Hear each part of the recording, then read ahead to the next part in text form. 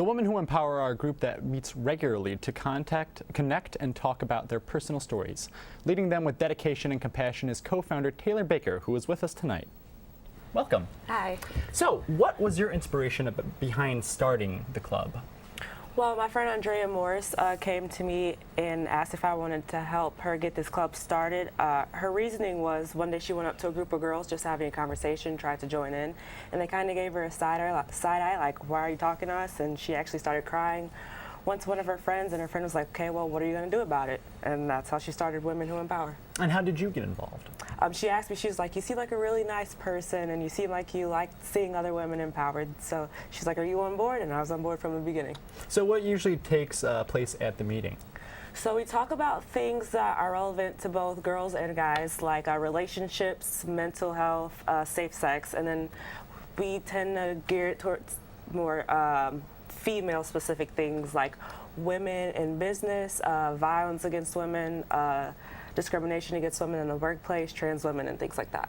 And what kind of impact do you want them to, what's the message you want them to walk out with and share with the rest of the world? That there are girls, even if not like in a broader community, at least on Bradley's campus, who support you and have your back and are facing the same type of hardships that you're facing, like with your professors and guys and friends and things like that. And do you host any events throughout the year at all?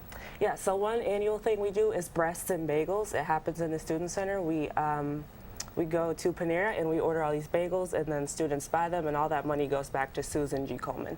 And we also have a Working Women's Expo, which is we get women from like Chicago, St. Louis, anywhere around Peoria, and they come and showcase their business.